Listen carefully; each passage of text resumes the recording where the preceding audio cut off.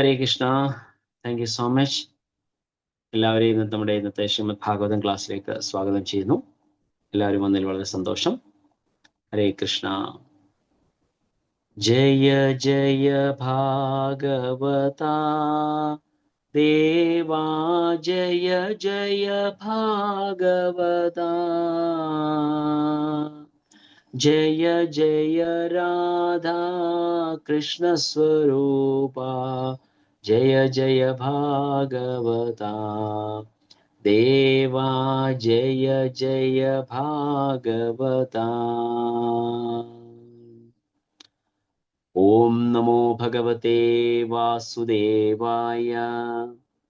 ഓം നമോ ഭഗവതേ വാസുദേവായ. ഓം നമോ ഭഗവതേ വാസുദേവായ.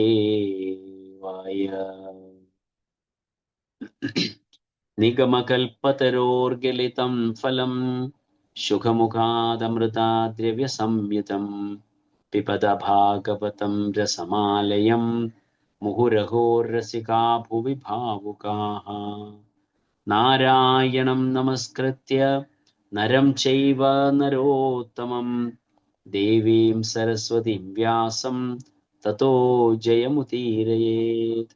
നഷ്ടപ്രായേഷു ഭദ്രേഷു നിത്യം ഭാഗവത സേവയാ ഭഗവതീരുത്തമശ്ലോകേ ഭക്തിർഭവതി നൈഷ്ഠുകീ. ഓം അജ്ഞാനതിമിരാന്ധസ്യ ജ്ഞാനാഞ്ജനശലാകയാ ചക്ഷുരുന്മിലിതം യേന തസ്മൈ ശ്രീഗുരവേ നമഃ.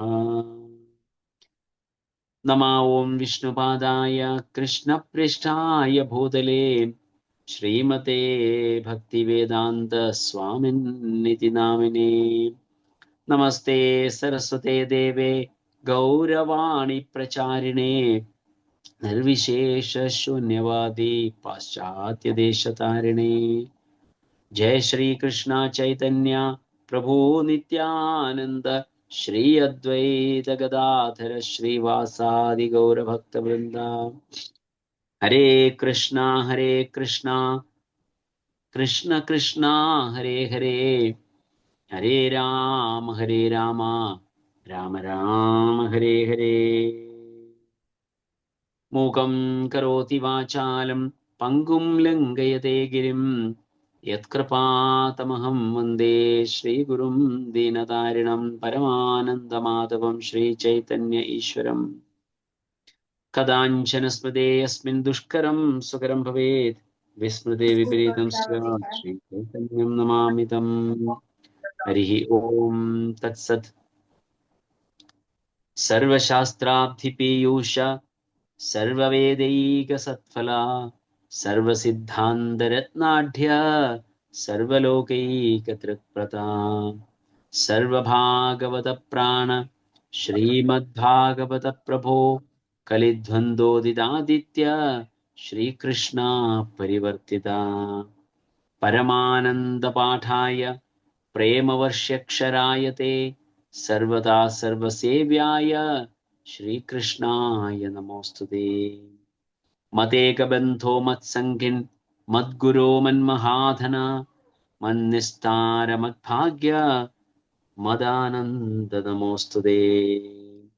ഗ്രന്ഥരാ ശ്രീമദ് ഭാഗവതം കി ജയ്, ശ്രീല പ്രഭുപാദ് കി ജയ്, ഗുരു മഹാരാജ് കി ജയ്, അനന്ത കോടി വൈഷ്ണവ വൃന്ദ കി ജയ്. നിതായ ഗൗർ സീതനാഥ് പ്രേമാനന്ദേ. ഹരി ഹരി ബോൾ. ഹരേ കൃഷ്ണ. എല്ലാവരും വന്നതിൽ വളരെ സന്തോഷം. എല്ലാവരും ഒരിക്കൽ കൂടി നമ്മുടെ ശ്രീമദ് ഭാഗവതം ക്ലാസ്സിലേക്ക് സ്വാഗതം ചെയ്യുകയാണ്. ഹരേ കൃഷ്ണ. നമ്മളിപ്പോൾ കണ്ടുകൊണ്ടിരിക്കുന്നത് മൈത്രേയ മുനിയുമായി വിതുരന്റെ സംഭാഷണങ്ങൾ എന്ന ശീർഷകത്തിലുള്ള 3-ാമത്തെ സ്കന്ധത്തിലെ 5-ാമത്തെ അധ്യായം ആണ് നമ്മൾ നോക്കിക്കൊണ്ടിരിക്കുന്നത്. നമ്മൾ കഴിഞ്ഞ ദിവസം ദേവന്മാരുടെ പ്രാർത്ഥന ആണ് നമ്മളിപ്പോൾ ആ ഭാഗമാണ് നമ്മൾ കണ്ടുകൊണ്ടിരിക്കുന്നത്. കഴിഞ്ഞ ദിവസം 42-ാമത്തെ ശ്ലോകം വരെ നമ്മൾ കണ്ടിരുന്നു. ഇന്ന് നമുക്ക് നോക്കാം 43-ാമത്തെ ശ്ലോകത്തിൽ എന്താണ് ദേവന്മാരെ പ്രാർത്ഥിക്കുന്നത്. സോ നമ്മൾ കാണുമ്പോൾ ദേവന്മാരെ പ്രാർത്ഥിക്കുന്ന ആ പ്രാർത്ഥനയുടെ ഭാവം നമ്മളും അത് അഡോപ്റ്റ് ചെയ്ത് ശ്രീമദ് ഭാഗവത്തിൽ ധാരാളം പ്രാർത്ഥനകൾ നമുക്ക് കാണാൻ സാധിക്കുന്നുണ്ട്. അതായത് കുന്തി ദേവിയുടെ പ്രാർത്ഥന, അതുപോലെ തന്നെ ഗോപിമാരുടെ പ്രാർത്ഥന, മഹാദേവന്റെ പ്രാർത്ഥന, ബ്രഹ്മദേവന്റെ പ്രാർത്ഥന, ദേവന്മാരുടെ പ്രാർത്ഥന, ഉത്തരയുടെ പ്രാർത്ഥന. സോ ഇങ്ങനെ ധാരാളം പ്രാർത്ഥനകളും ഗീതങ്ങൾ കഴിഞ്ഞ നമ്മൾ ഡിസ്കസ് ചെയ്യുകയുണ്ടായി. എത്ര ഗീതങ്ങളുണ്ട് എന്നുള്ളതിനെ കുറിച്ച് നമ്മൾ ഡിസ്കസ് ചെയ്യുകയുണ്ടായി. സോ അങ്ങനെ വിശേഷപ്പെട്ട കാര്യങ്ങൾ നമ്മൾ കാണുമ്പോൾ അത് നമ്മുടെ ജീവിതത്തിൽ നമ്മൾ നോക്കിയിട്ട് നമുക്ക് അതേ രീതിയിൽ നമുക്കും പ്രാർത്ഥനകൾ ചെയ്യാനും അല്ലെങ്കിൽ അഡോപ്റ്റ് ചെയ്യാനുമുള്ള അവസരങ്ങൾ നമുക്ക് കാണാൻ സാധിക്കുന്നുണ്ട്. സോ ഭഗവാന്റെ ഗുണഗാനങ്ങൾ അവര് ദേവി ദേവന്മാര് ഇപ്പോ ഭഗവാന്റെ പാദത്തെക്കുറിച്ചുള്ള വർണ്ണനയാണ് നമ്മൾ കഴിഞ്ഞ ദിവസങ്ങളിലെല്ലാം കണ്ടത്. ഇനി 43-ാമത്തെ ശ്ലോകം, ഈ ഒരു ശ്ലോകം വരെ ഭഗവാന്റെ പാദത്തിന്റെ വർണ്ണനയാണ് ദേവിദേവന്മാർ ചെയ്യുന്നത്. സോ ഇതിനുശേഷം അടുത്തത് എന്താണ് ഭഗവാന്റെ പാതാരവിന്ദങ്ങളിൽ അഭയം പ്രാപിക്കാൻ ശ്രമിക്കുന്ന അല്ലെങ്കിൽ അഭയം ആഗ്രഹിക്കുന്നവരുടെ ഗുണങ്ങളും അല്ലെങ്കിൽ ആർക്കൊക്കെ സാധിക്കത്തില്ല എന്നുള്ളതിനെ കുറിച്ചുള്ള വിവരണങ്ങൾ നമുക്ക് 44-ാമത്തെ ശ്ലോകം മുതൽ 47-ാമത്തെ ശ്ലോകങ്ങൾ നമുക്ക് കാണാൻ സാധിക്കും. നമുക്ക് നോക്കാം ദേവന്മാർ എന്താണ് ഭഗവാന്റെ പാദത്തെ കുറിച്ചിട്ട് അവസാനം ലാസ്റ്റ് ശ്ലോകത്തിൽ പറയുന്നത്. 43-ാമത്തെ ശ്ലോകത്തിലേക്ക് നമുക്ക് നോക്കാം. വിശ്വസ്യ ജന്മസ്ഥിതി സംയമാർത്ഥേ കൃതാവതാരസ്യ പദാംബുജം തേ വ്രജേമ സർവേ ശരണം യദീശ സ്മൃതം പ്രയച്ഛത്യഭയം സ്വപുംസാം. സോ വളരെ മനോഹരമായ രീതിയിൽ ദേവന്മാർ വർണ്ണിക്കുകയാണ്. വിശ്വസ്യ ജന്മസ്ഥിതി സംശയമാർത്ഥേ കൃതാവതാരസ്യ പദാംബുജം തേ വ്രജേമ സർവേ ശരണം യദീശ. ഞാൻ അങ്ങയുടെ പാതാരവിന്ദങ്ങളിൽ ശരണം പ്രാപിക്കാൻ ആഗ്രഹിക്കുന്നു, ഞാൻ ശരണം പ്രാപിക്കട്ടെ. സ്മൃതിം പ്രയച്ഛത്യഭയം സ്വപുംസാം. വിവർത്തനം ഭാവാർത്ഥം ശിലപ്രഭുപാദ് കി ജയ്. ഭഗവാനെ ഭൗതിക പ്രപഞ്ചത്തിന്റെ സൃഷ്ടിക്കും പരിപാലനത്തിനും നശീകരണത്തിനും വേണ്ടി അങ്ങ് അവതാരങ്ങൾ എടുത്തു.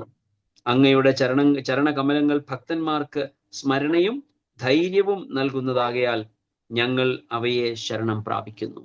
സോ എന്താണ് ദേവന്മാരോട് പറയുന്നത്? അങ്ങയുടെ ചരണകമലങ്ങൾ ഭക്തന്മാർക്ക് സ്മരണയും ധൈര്യവും നൽകുന്നു.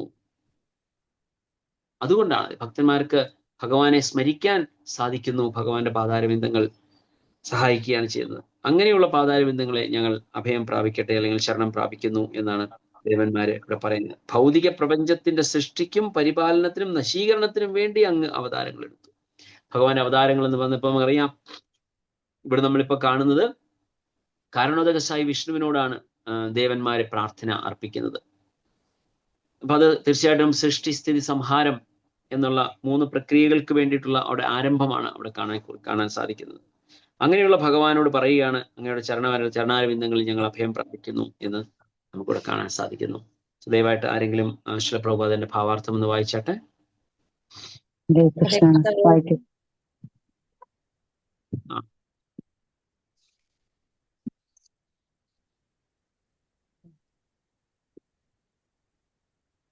ആരൊക്കെയാണ് വായിക്കാണ്ട് തയ്യാറായത്? ആരൊക്കെയാണ്? ഹരേ കൃഷ്ണ പ്രഭു. ഒന്ന് ഞാനായിരുന്നു, അശോക പ്രിയ മാതാജി. ഓക്കെ. സോ എന്നൊരു കാര്യം ചെയ്യൂ, പകുതി അശോക പ്രിയമാതി വായിച്ചിട്ട് അശോക കൃഷ്ണ പ്രിയമാതി വായിച്ചിട്ട് ബാക്കി സത്യരൂപമാതി വായിച്ചിട്ട് അടുത്ത ശ്ലോകത്തിന്റെ മായാതീത മാതാജി വായിക്കാം. ഓക്കെ മാതാജി. ഹരേ കൃഷ്ണ. വായിക്കട്ടെ പ്രഭു. വായിച്ചട്ടെ മാതാജി. ഹരേ കൃഷ്ണ. ഹരേ കൃഷ്ണ. ഭാവാർത്ഥം ബൈ ശ്രീല പ്രഭാത്. ജയ് ശ്രീല പ്രഭാത്. ഭൗതിക പ്രപഞ്ചങ്ങളുടെ സൃഷ്ടിസ്ഥിതി സംഹാരത്തിന് വേണ്ടി 3 അവതാരങ്ങൾ ഉണ്ടായി. ബ്രഹ്മ വിഷ്ണു മഹേശ്വരന്മാർ ആവിഷ്കാര പ്രതിഭാസത്തിന് നിദാനങ്ങളായ ത്രിവിധ പ്രകൃതി ഗുണങ്ങളുടെ നിയന്താക്കളോ ഗുരുക്കന്മാരോ ആണ് അവർ. വിഷ്ണു സത്വഗുണത്തിന്റെയും ബ്രഹ്മാവ് വൈകാരിക ഗുണത്തിന്റെയും മഹാദേവൻ തമോ ഗുണത്തിന്റെയും ഗുരുക്കന്മാരാകുന്നു. പ്രകൃതി ഗുണങ്ങളുടെ രീതിക്കനുസരിച്ച് ഭക്തന്മാർ 3 വിധത്തിലുണ്ട്. സത്വഗുണത്തിൽ അധിഷ്ഠിതരായവർ ഭഗവാൻ വിഷ്ണുവിനെയും, വൈകാരിക ഗുണശീലർ ബ്രഹ്മാവിനെയും, തമോ ഗുണികൾ മഹേശ്വരനെയും ആരാധിക്കുന്നു. പരമോന്നതനായ ഭഗവാൻ ശ്രീകൃഷ്ണന്റെ അവതാരങ്ങളാണ് ഇവ 3. എന്തുകൊണ്ടെന്നാൽ അദ്ദേഹം യഥാർത്ഥ പരമദിവ്യത്വ പുരുഷനായ ഭഗവാനാകുന്നു. ഭഗവാൻ വിഷ്ണുവിന്റെ പദാരവിന്ദങ്ങളിൽ നിന്ന് നേരിട്ടുള്ളവരാണ് ദേവന്മാർ. അവർക്ക് അവതാര പുരുഷന്മാരായല്ല ബന്ധം. ഭൗതിക ലോകത്തിലെ ഭരണകാര്യങ്ങളിൽ ബുദ്ധിമുട്ടുണ്ടാകുമ്പോൾ ദേവന്മാർ തങ്ങളുടെ സങ്കടങ്ങൾ ബോധിപ്പിക്കാൻ പാലാഴിയിലുള്ള വിഷ്ണുവിനെയാണ് സമീപിക്കുന്നതെന്ന് വേദഗ്രന്ഥങ്ങളിൽ നിന്ന് മനസ്സിലാക്കാം. ഹരേ കൃഷ്ണ. മാതാജി വായിച്ചു. ഹരേ കൃഷ്ണ. പരമോന്നതനായ ഭഗവാന്റെ അവതാരങ്ങളാണെങ്കിലും ബ്രഹ്മാവും ശിവനും വിഷ്ണുവിനെ ആരാധിക്കുന്നവരാകിയാൽ അവരും മറ്റ് ദേവന്മാരുടെ നിലവാരത്തിലുള്ളവരാണ്, അല്ലാതെ പരമ ദിവ്യോത്തമ പുരുഷന്റെ നിലവാരത്തിലുള്ളവരല്ല. ഭഗവാൻ വിഷ്ണുവിനെ ആരാധിക്കുന്ന വ്യക്തികൾ ദേവന്മാർ എന്ന് വിളിക്കപ്പെടുന്നു. വിഷ്ണുവിനെ ആരാധിക്കാത്തവരെ അസുരന്മാർ അഥവാ രാക്ഷസർ എന്നും വിളിക്കുന്നു. വിഷ്ണു എപ്പോഴും തന്നെ ആരാധിക്കുന്ന ദേവന്മാരുടെ പക്ഷത്തായിരിക്കും. ബ്രഹ്മാവും ശിവനും ചില സന്ദർഭങ്ങളിൽ അസുരന്മാരുടെ പക്ഷം പിടിക്കും. അവർ തങ്ങളിൽ താല്പര്യമുള്ളവരുടെ പക്ഷത്ത് നിൽക്കില്ലെന്ന് ഇത് അർത്ഥമാക്കുന്നില്ല. മറിച്ച് ചില ഘട്ടങ്ങളിൽ അവർ രാക്ഷസന്മാരുടെ മേൽ നിയന്ത്രണം നേടുവാൻ ചിലതെല്ലാം ചെയ്യും. Hare Krishna. Hare Krishna. Thank you so much രണ്ടുപേർക്കും ഹൃദയംഗം നന്ദി. അപ്പൊ ഇവിടെ പറയുന്ന ശ്രീ പ്രഭുപാദ് നമുക്ക് മനസ്സിലാകുന്നുണ്ട്. ഇത് നമുക്ക് തീർച്ചയായിട്ടും ഒരു പക്ഷേ നേരത്തെ നമ്മൾ ഇത് കേട്ടിട്ടുള്ള കാര്യമാണ്. സൃഷ്ടിസ്ഥിതി സംഹാരത്തിന് വേണ്ടി ഭഗവാന്റെ 3 അവതാരങ്ങളായ ബ്രഹ്മ വിഷ്ണു മഹേശ്വർ, ഇവർ 3 പേരും സത്വ രജസ് തമോ ഗുണങ്ങൾ, മഹാവിഷ്ണു എന്ന് പറയുന്നത് സത്വഗുണത്തിനും ബ്രഹ്മാവ് രജോ ഗുണത്തിനും മഹാദേവൻ തമോ ഗുണത്തിന്റെയും അധിപതിയാണ് എന്ന് വെച്ച് ഇവര് ആ ഗുണത്തിന് അടിമയാണ് എന്ന് ഒരിക്കലും അർത്ഥമില്ല. തീർച്ചയായിട്ടും സാക്ഷാൽ ഭഗവാൻ വിഷ്ണു എന്ന് പറയുന്നത് ശുദ്ധ സത്വത്തിലുള്ള തത്വമാണ്. ശുദ്ധ സത്വം എന്ന് പറയുമ്പോൾ ഈ 3 ഗുണങ്ങൾക്കും അതീതം. ഭഗവാൻ ഒരിക്കലും പ്രകൃതിയുടെ അധീനതയിൽ വരുന്നതല്ല സാക്ഷാൽ മഹാവിഷ്ണു. എന്നാൽ ബ്രഹ്മാവും മഹേശ്വരനും അതായത് മഹാദേവനും അവർ രണ്ടുപേരും ഭൗതികതയിലുള്ള ഭഗവാന്റെ അവതാരങ്ങളാണ്. അവര് ബ്രഹ്മദേവനെ കുറിച്ച് പറയുകയാണെങ്കിൽ അദ്ദേഹം സത്വഗുണത്തിന്റെ അധിപതിയാണ്. അദ്ദേഹം സത്വഗുണത്തിൽ തന്നെ വർത്തിക്കുന്നു. എങ്കിലും ബ്രഹ്മദേവൻ ഭഗവാൻ വിഷ്ണുവിന്റെ ഒരു ഭക്തൻ എന്ന നിലയിൽ അദ്ദേഹം ശുദ്ധ സത്വത്തിൽ തന്നെയാണ് അദ്ദേഹവും നിലനിൽക്കുന്നത്. അതുപോലെ തന്നെയാണ് സാക്ഷാൽ മഹാദേവൻ എന്ന് പറയുന്നത്. നമുക്കറിയാം, അദ്ദേഹം ഭഗവാന്റെ വൈഷ്ണവന്മാരിൽ പരമമായിട്ടുള്ള വ്യക്തിയാണ് സാക്ഷാൽ മഹാദേവൻ. ഭഗവാൻ മഹാവിഷ്ണുവിന്റെ ഏറ്റവും ഭക്തന്മാരിൽ ഏറ്റവും ഉച്ചകോടിയിൽ നിൽക്കുന്ന വ്യക്തി എന്ന നിലയിൽ ഭഗവാൻ മഹാദേവൻ തമോ ഗുണത്തിന്റെ അധിപതിയാണെങ്കിലും അദ്ദേഹം ഒരിക്കലും തമോ ഗുണത്തിലാണ് എന്ന് നമുക്ക് പറയാൻ സാധിക്കുകയില്ല. തീർച്ചയായിട്ടും അദ്ദേഹവും ശുദ്ധ സത്വത്തിൽ തന്നെ നിൽക്കുന്നതാണ്. ഇവർ 3 പേരും ഭഗവാന്റെ തന്നെ അവതാരം തന്നെയാണ്. പക്ഷെ 3 ആവശ്യങ്ങൾക്ക് വേണ്ടി അവർ 3 പേരും അവതാരം എടുത്തു. എങ്കിലും ബ്രഹ്മാവിനെയും വിഷ്ണുവിനെയും ബ്രഹ്മാവിനെയും മഹാദേവനെയും ഭഗവാൻ വിഷ്ണുവിന്റെ അല്ലെങ്കിൽ കൃഷ്ണന്റെ ഭക്തരായിട്ടാണ് നമുക്ക് കാണാൻ സാധിക്കുന്നത്. നമ്മളെ ഭാഗവതത്തിൽ തന്നെ പല സന്ദർഭങ്ങളിൽ ബ്രഹ്മദേവന്റെ പ്രാർത്ഥനയും മഹാദേവന്റെ പ്രാർത്ഥനയും ഒക്കെ നമ്മൾ കാണുന്നുണ്ട്. അതേ രീതിയിൽ നോക്കിയാൽ നമ്മൾ എല്ലാവരും ഭഗവാന്റെ അംശമാണ്. തീർച്ചയായിട്ടും നമ്മളിൽ എല്ലാവരും ഭഗവാൻ കുടികൊള്ളുന്നുണ്ട്. ഭഗവാന്റെ ജീവാത്മാവ് എന്ന നിലയിലും ഈവൻ പരമാത്മാവ് എന്ന നിലയിലും ഭഗവാൻ നമ്മളെല്ലാവരുടെ ഹൃദയത്തിൽ ഭഗവാൻ കുടികൊള്ളുന്നു. അപ്പോ നമ്മളെല്ലാവരും ഭൗതിക ജീവിതത്തിൽ ഇപ്പോൾ നിലകൊള്ളുന്നു. പക്ഷെ നമ്മുടെ യഥാർത്ഥ അസ്തിത്വം എന്ന് പറയുന്നത് ഭഗവാന്റെ അശുദ്ധ സത്വ ക്വാളിറ്റിയിലുണ്ട് എല്ലാവരും. പക്ഷെ നമ്മൾ ഇവിടെ വന്ന് ഭൗതികതമായ ഈ പ്രപഞ്ചത്തിലെ കെട്ടുപാടുകളിൽ പെട്ട് നമ്മൾ ഇതിൽ ഉഴലുകയാണ് എന്നുള്ളതാണ് അതിന്റെ സത്യം. എന്ന് പറഞ്ഞ പോലെ ശ്രീല പ്രഭുപാദയുടെ ഭാവാർത്ഥി പറയുന്നുണ്ട്, ബ്രഹ്മാവും ശിവനും വിഷ്ണുവിനെ ആരാധിക്കിയാൽ അവരും മറ്റ് ദേവന്മാരുടെ നിലവാരത്തിൽ ഉള്ളവരാണ്.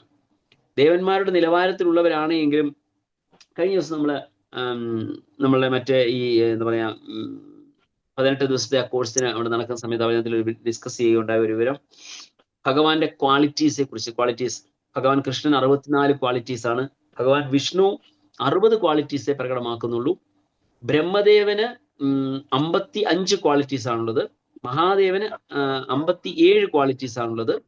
ഭഗവാൻ വിഷ്ണുവിന് 60 ക്വാളിറ്റീസ്, ഭഗവാൻ കൃഷ്ണന് 64 ക്വാളിറ്റീസും സർവവും പൂർണ്ണമായിട്ട് കാണിക്കുന്നുണ്ട്. ഇത് തന്നെ നമുക്ക് കാണാൻ സാധിക്കുന്നത് ഓരോരുത്തരുടെ ലെവൽ അല്ലെങ്കിൽ യഥാർത്ഥ പരംപുരുഷോത്തമൻ എന്ന് പറയുന്നത് ആരാണ് എന്നുള്ളതിനെ നമുക്ക് അവിടെ സ്പഷ്ടമായിട്ട് കാണാൻ സാധിക്കുന്നുണ്ട്. ഇവിടെ മറ്റൊരു രസകരമായ ഒരു കാര്യം ശ്രീല പ്രഭുപാദ് പറയുന്നത് ഭാവാർത്ഥത്തില്, ക്ഷമിക്കുക, ചില സന്ദർഭങ്ങളിൽ ബ്രഹ്മാവും മഹാദേവനും രാക്ഷസന്മാരുടെ അല്ലെങ്കിൽ അസുരന്മാരുടെ സൈഡ് പിടിക്കാറുണ്ട്. എന്തുകൊണ്ടാണ് അത് പറയുന്നത്? ചില വരങ്ങളൊക്കെ അവർ ചോദിക്കുമ്പോൾ അവരുടെ അല്ലെങ്കിൽ അസുരന്മാരുടെ ആഗ്രഹങ്ങൾക്കനുസരിച്ച് അവർ വരങ്ങൾ കൊടുക്കുന്നു. നമുക്കറിയാം, ഹിരണ്യകശിപുവിന് വരം കൊടുക്കുന്നത് സാക്ഷാൽ ബ്രഹ്മദേവനാണ്. മഹാദേവനാണ് രാവണനും കുംഭകർണനും വരം കൊടുക്കുന്നത്. ഭസ്മാസുരന് വരം കൊടുക്കുന്നുണ്ട് മഹാദേവൻ. രാവണനും വരം കൊടുക്കുന്നത് ബ്രഹ്മദേവൻ തന്നെയാണ്. പക്ഷെ രാവണൻ മഹാദേവന്റെ ഭക്തനും കൂടിയാണ്. അതുപോലെ തന്നെ കർഭാ സമയത്ത് ഫേവർ ചെയ്യുന്നുണ്ട്. ഭസ്മാസുരന് വരം കൊടുക്കുന്നത് മഹാദേവനാണ്. ഇവരൊക്കെ ഇങ്ങനെ കൊടുക്കുന്ന വരങ്ങൾ അല്ലെങ്കിൽ അവര് ചില രീതിയിൽ പിന്നെ അല്ലാതെ ഇങ്ങനെ ഈ രീതിയിലുള്ള വരങ്ങളും കാര്യങ്ങളൊക്കെ കൊടുത്തതിന് ശേഷം പിന്നീട് അവര് പ്രയാസപ്പെടും, കൈയും കാലും ഒക്കെ ഇടും. പിന്നെ അവസാനം എന്തായി, ക്ഷീരസാഗരത്തിന് മുമ്പിൽ ചെന്ന് ഭഗവാനോട് തന്നെ പ്രാർത്ഥിച്ചിട്ട് ഇതിനൊരു സൊല്യൂഷൻ കാണണമേ എന്ന് പറഞ്ഞ് ഭഗവാൻ പിന്നീട് അതിനുവേണ്ടി ആവശ്യത്തിനുള്ള അവതാരം എടുത്ത് അവരെ വകവരുത്തുന്നതിന് വേണ്ടി, അല്ലെങ്കിൽ അവരെ നശിപ്പിക്കുന്നതിന് വേണ്ടി, അവരുടെ ശല്യം തീർക്കുന്നതിന് വേണ്ടി ഭഗവാൻ വരുന്നുണ്ട്. നമുക്ക് ഇങ്ങനെയുള്ള പല കഥകൾ നമ്മൾ കേൾക്കുമ്പോൾ നമ്മൾ ശ്രദ്ധിക്കേണ്ട മറ്റൊരു കാര്യം എന്ന് പറയുന്നത്, എന്തൊക്കെ കഷ്ടതകൾ, എന്തൊക്കെ പ്രോബ്ലംസ്, എന്തെല്ലാം ദുരാചാരങ്ങളോ രീതിയിലുള്ള കാര്യങ്ങൾ ഭൂമിയിൽ നടക്കുമ്പോഴും പല ആൾക്കാരും ബ്രഹ്മദേവന്റെ അടുത്ത് അതിന്റെ സൊല്യൂഷന് വേണ്ടി പോകും, അല്ലെങ്കിൽ മഹാദേവന്റെ അടുത്ത് അതിന്റെ സൊല്യൂഷന് വേണ്ടി പോകും. പക്ഷെ ഇവരുടെ രണ്ടുപേരുടെയും കയ്യിൽ, അവരുടെ രണ്ടുപേരുടെയും കൺട്രോളിൽ, അല്ലെങ്കിൽ അവർക്ക് രണ്ടുപേർക്കും ഇതിന്റെ പ്രോബ്ലംസ് സോൾവ് ചെയ്യാൻ സാധിക്കാത്ത ഒരവസ്ഥയാണ് ഉണ്ടാകുന്നതെങ്കിൽ അവർ എല്ലാവരും കൂടെ മഹാവിഷ്ണുവിന്റെ അടുത്ത് പോകും. പക്ഷെ ഒരു പ്രോബ്ലവും ഇതുവരെ ഇല്ല, മഹാവിഷ്ണുവിന്റെ അടുത്ത് ചെന്നിട്ട് തിരിച്ച് മഹാദേവന്റെ അടുത്ത് അതിന്റെ ശമനത്തിന് വേണ്ടി വരുന്നു, അല്ലെങ്കിൽ ബ്രഹ്മദേവന്റെ അടുത്ത് അതിന് ഒരു സൊല്യൂഷൻ കാണുന്നതിന് വേണ്ടി ഭഗവാൻ വിഷ്ണു അല്ലെങ്കിൽ കൃഷ്ണൻ പോയി യാചിക്കുന്നതായിട്ട് നമുക്ക് ഒരു കഥകളിൽ നമുക്ക് കാണാൻ സാധിക്കത്തില്ല. അപ്പോ അതിൽ നിന്ന് നമുക്ക് മനസ്സിലാക്കാൻ സാധിക്കുന്ന ഭഗവാൻ കൃഷ്ണന്റെ സൂപ്രമസിയെ കുറിച്ചിട്ടാണ്. So there is no problems need to go beyond lord Vishnu അല്ലെങ്കിൽ കൃഷ്ണ. സോ അപ്പം ഭഗവാന് എല്ലാത്തിനും സൊല്യൂഷൻസ് നമുക്ക് നൽകാൻ സാധിക്കും എന്നുള്ളതാണ് ഇവിടെ പറയുന്നത്. അപ്പൊ അതുകൊണ്ടാണ് ഇവിടെ ദേവന്മാർ പ്രാർത്ഥിക്കുന്നത് ഭക്തന്മാർക്ക് സ്മരണയും ധൈര്യവും നൽകുന്നു. സോ ഭഗവാന്റെ പാതാരബിന്ദങ്ങളെ ആശ്രയിച്ച് ഒരുവനെ സംബന്ധിച്ച് പറഞ്ഞാൽ നോ മോർ പ്രോബ്ലം, അല്ലെങ്കിൽ അദ്ദേഹത്തിന്, ആ വ്യക്തിക്ക് മറ്റ് യാതൊരു വിധത്തിലുള്ള ഭൗതിക ക്ലേശങ്ങളും അദ്ദേഹത്തിനെ ബാധിക്കുകയില്ല. കഴിഞ്ഞ ദിവസം നമ്മൾ കണ്ടു, ഫസ്റ്റ് ശ്ലോകത്തില് ദേവന്മാര് പറയുന്നത് എന്താണ്? The lotus feet of the lordship is like an umbrella. ഒരു കുട പോലെ അത് പ്രവർത്തിക്കുകയാണ്. ഭൗതിക ക്ലേശങ്ങൾ, ത്രിവിധത്തിലുള്ള ഭൗതിക ക്ലേശങ്ങളിൽ നിന്ന് രക്ഷ നേടാൻ, അതുപോലെ തന്നെ മഹാമുനിമാരും ഋഷിമാരും അവരുടെ ഈ ക്ലേശങ്ങളെ എല്ലാം ഭഗവാന്റെ പാതാരബിന്ദങ്ങളിലേക്ക് വലിച്ചെറിയുകയാണ് എന്ന് നമ്മൾ കണ്ടു.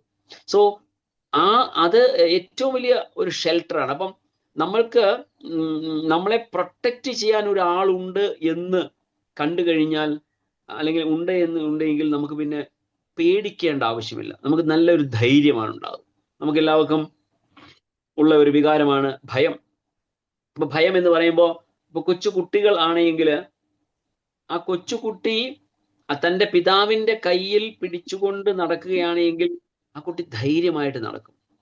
എന്നാൽ ഒറ്റയ്ക്ക് നമ്മൾ വിട്ടുകഴിഞ്ഞാലോ ഉള്ളിലൊരു ഭയം ഉണ്ടാകും.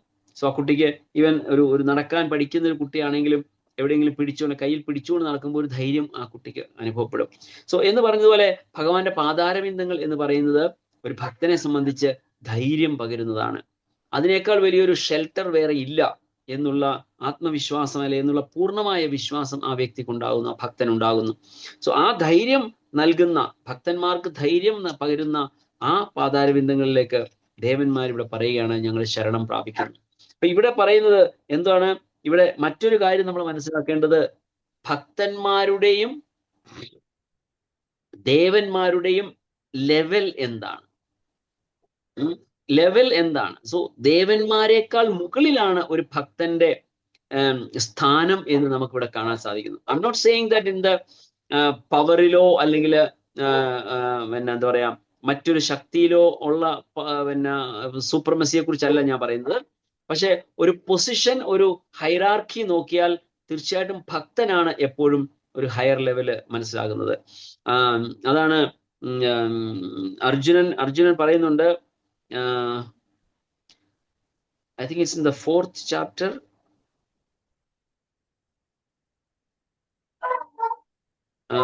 ദേവർഷി നാരദസ്തത അസുരോ ദേവലോ വ്യാസ സ്വയം സർവമേത ധൃതം മന്യേ യന്മാം വദസി കേശവ നഹിതേ ഭഗവാൻ വ്യക്തിം വിദുർ ദേവാന ദാനവാഹ.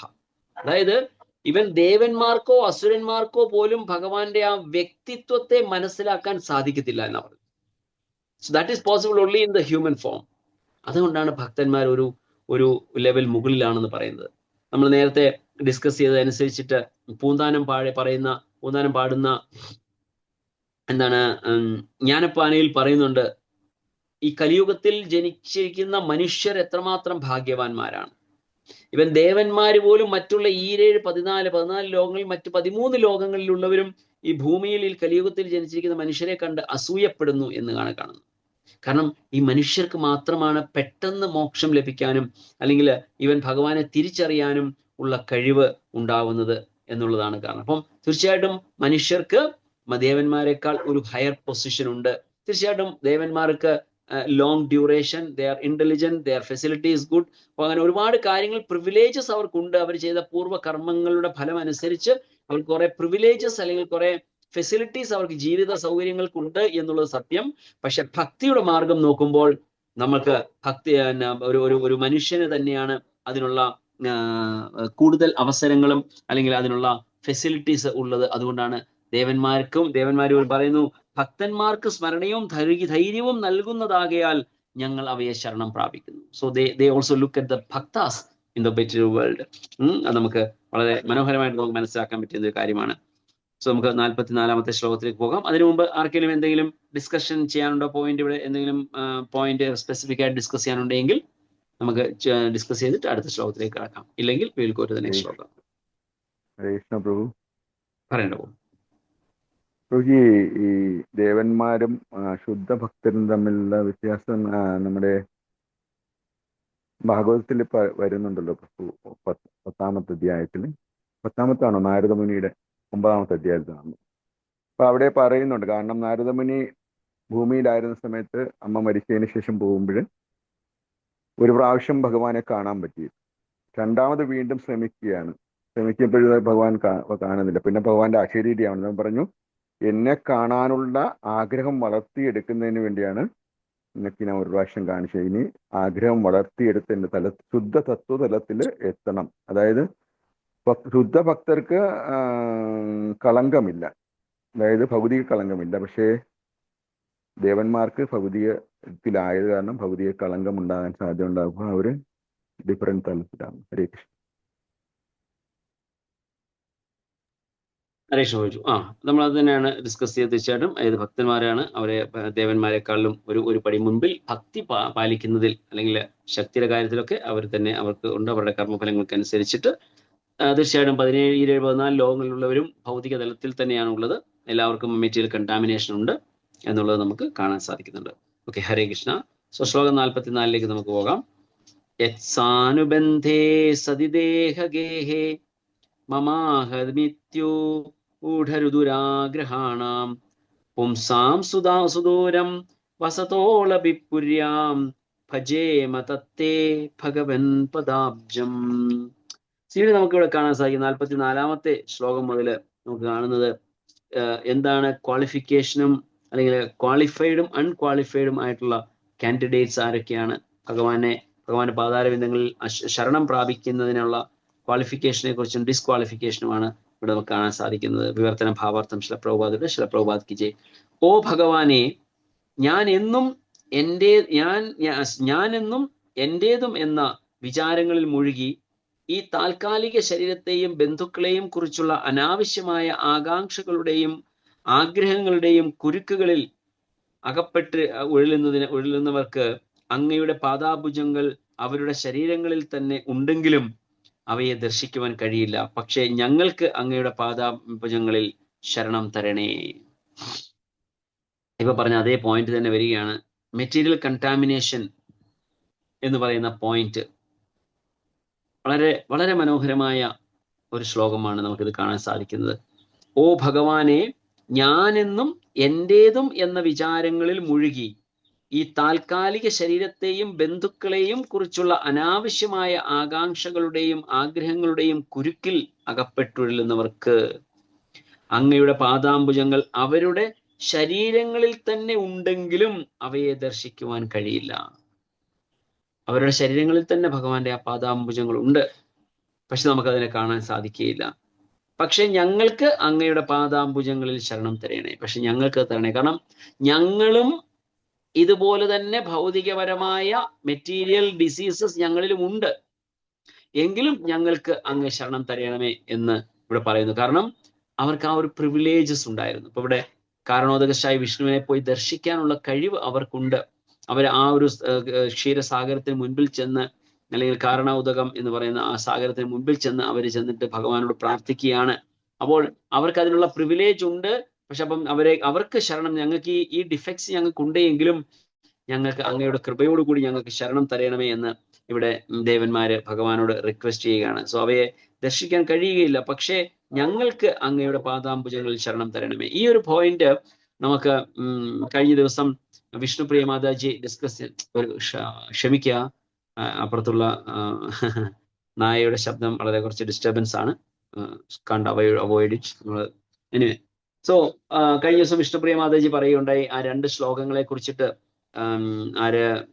ഒരു മഹാനായ വ്യക്തിത്വം പറയുന്നു, 2 ഭഗവത്ഗീതയിൽ 2 ശ്ലോകങ്ങൾ വായിച്ചു കഴിയണം അതെന്ന് പറഞ്ഞിട്ട് അതിനകത്ത് അദ്ദേഹം ഒരു നിരാകാരവാദിയാണ്, അല്ലെങ്കിൽ ഭഗവാന്റെ വിഗ്രഹ ആരാധനയെ അദ്ദേഹം തീർച്ചയായിട്ടും കംപ്ലീറ്റ്ലി എതിർക്കുന്നു എന്ന് പറയുന്നത്. ഒരു പക്ഷേ ഈ ഒരു ശ്ലോകം വായിക്കുമ്പോൾ അങ്ങനെ തോന്നാം, കാരണം നിങ്ങളുടെ ഉള്ളിൽ തന്നെ ഉണ്ട് ഭഗവാൻ, എങ്കിൽ പിന്നെ നിങ്ങൾ എന്തിനാണ് വെളിയിൽ പോകുന്നത് എന്നൊരു ചോദ്യം അവിടെ ഉണ്ടാവാൻ സാധ്യതയുണ്ട്. അപ്പോ ഞാൻ പറയുന്നത് നമുക്കറിയാം, നമുക്ക് എല്ലാവർക്കും അറിയാം, നമ്മൾ കുഞ്ഞുനാളിലെ പഠിച്ചിട്ടുള്ള ഒരു കാര്യമാണ് മാൻ എന്ന് പറഞ്ഞ എന്താണ്, കസ്തൂരിമാൻ തൻ്റെ നാഭിയിൽ തന്നെ ആ കസ്തൂരി വെച്ചുകൊണ്ട് അതിൻ്റെ മണം പിടിച്ചിട്ട് അത് പല സ്ഥലങ്ങളിൽ ഓടി നടക്കുന്നു, അത് എവിടെ നിന്നാണ് വരുന്നത് എന്നറിയാതെ. സ്വന്തം ശരീരത്തിൽ തന്നെയാണ് ആ ശരീരത്തിൽ നിന്ന് തന്നെയാണ് കസ്തൂരി ഉദ്ഭവിക്കുന്നത് എന്ന് മനസ്സിലാക്കാത്ത ആ മാൻപേട അല്ലെങ്കിൽ മാൻ എല്ലാ സ്ഥലങ്ങളിലും ഓടി നടക്കുന്നു, കസ്തൂരി എവിടെ എന്ന് അന്വേഷിച്ചുകൊണ്ട്. എന്ന് പറഞ്ഞതുപോലെ തന്നെ നമ്മളുടെ ഉള്ളിൽ ഭഗവാന്റെ പാദാംബുജങ്ങൾ ഉണ്ട്, നമ്മുടെ ശരീരത്തിൽ തന്നെ, നമ്മുടെ ഉള്ളിൽ തന്നെ ഉണ്ട് ഭഗവാന്റെ പരമാത്മാ രൂപത്തിൽ ഭഗവാൻ ഉണ്ട് എന്നുള്ളത് വസ്തുത തന്നെയാണ്, സംശയമില്ല. പക്ഷേ അപ്പോ മറ്റുള്ളവർക്ക്, അല്ലെങ്കിൽ ഈ പറഞ്ഞ നിരീശ്വരൻ എന്ന് പറഞ്ഞല്ലോ, സോറി,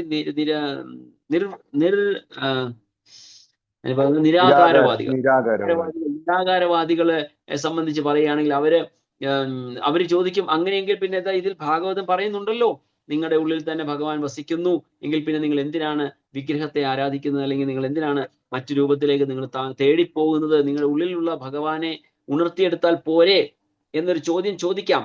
അത് കറക്റ്റാണ്, 100% യാതൊരു സംശയവുമില്ല. പക്ഷേ that is not a complete form. അതൊരു പൂർണ്ണമായ രൂപത്തിലല്ല അവിടെ ഭഗവാന്റെ ആ പറഞ്ഞ പരമാത്മ രൂപത്തിൽ ഭഗവാൻ നമ്മുടെ ശരീരത്തിൽ ഇരിക്കുന്നത്. കാരണം നമ്മൾ നേരത്തെ ഒരു ദിവസം ഡിസ്കസ് ചെയ്യുകയുണ്ടായി,